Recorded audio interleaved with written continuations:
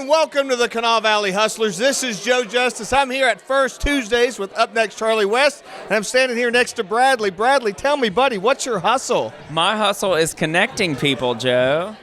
Now, talking about connecting, you've had some big changes here recently, right? Tell me a little bit about that. I have. I recently announced that I am out on my own. So I have started my own business back in September. I've been in business about 4 months now, Bradley Harris and Associates, and having a lot of fun. You know, the beauty of Charleston, the beauty of West Virginia, in my opinion, is really just helping one another and connecting one another. And so, you know, what problem do you have? How can I help you solve it? How can I connect you to, you know, whether it's finding funding for a project or connection for a media interview or, you know, whatever the case may be, just kind of putting all the puzzle pieces together. And I'm a really good masterful part of all that, and I really enjoy that. So, well, you know, you are a master of what I am going to call a long lost art, because I feel it's been lost, of PR. Would you agree with that? A master of PR? Would you agree that it's been a little bit of a lost art? It is, and it's funny, you know, being out on my own now, doing public relations. It's like everybody will call you and be like,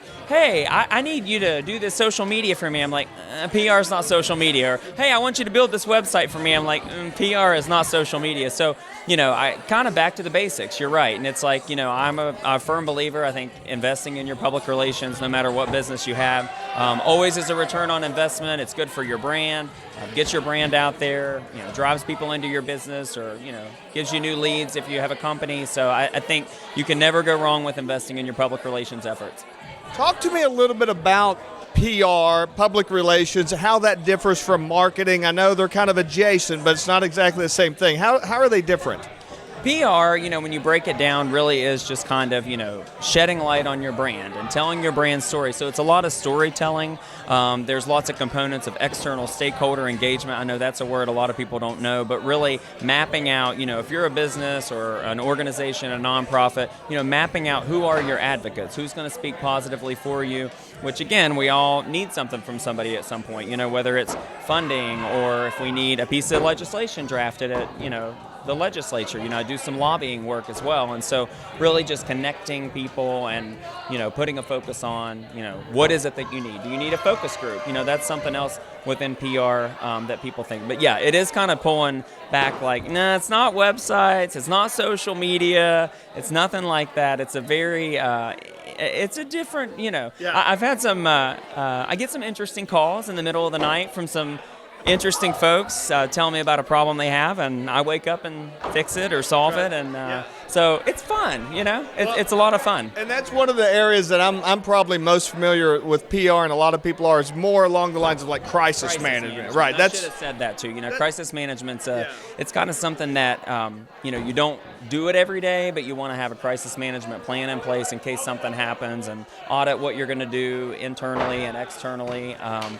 That's the thing. I think a lot of people, the mistake they make, like you talk about like storytelling and creating the story, a lot of people are like, well, you know, it's my business, I know my story, but that's not necessarily true. How to present your story, what type of messaging to use to attract the right people that'll be interested in the story. There's a lot more to it than, I was born, you know, a poor boy in southern West Virginia and started a roofing company, right? Right. And, you know, that's the other thing too. I'm a brand. Like, I go crazy about brand. Well, what is, you know, a lot of people, when they hear the word branding, they think like logos and colors, and they think that's all there is to branding. There's a little bit more to it than that, right? It is, and I love branding. I love brand management. I love brand development. I love, you know, expanding your brand, right? Growing into a new market, leveling up, and that's some of the work within the PR that I've been doing, is working with companies that already have the infrastructure in place. And I go in to meet with people, and I'm like, you just need to clean this, you just need to invest in here a little bit, and you need to do this. So kind of fixing what everybody already has built out. And I'm finding that, you know, a lot of the folks that I'm working with and meet, they have the infrastructure. It's just everybody's not singing from the same hymnal, they're not cohesive with their message, they're not on brand, and so I'm like, hold on, I'm the brand police. I'm like, wait a minute. That's important, because that employee that's down on the floor that's interfacing with the clients isn't in the same meetings as the CEOs and the sales directors that are making all these great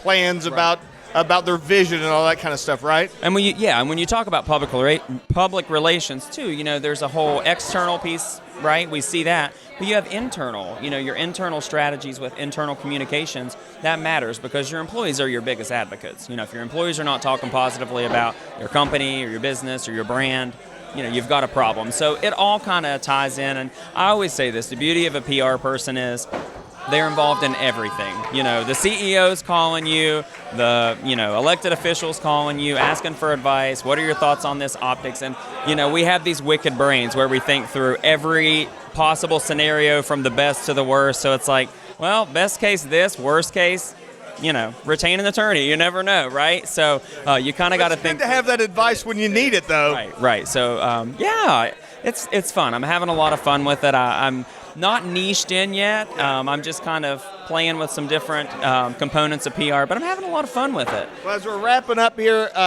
you say you've been in business for yourself. I know you've worked in a lot of larger organizations, but business for yourself for about 4 months. What's the one lesson that you've learned that could help somebody else that's starting off a business or maybe thinking about starting a business? What would you tell them to get started?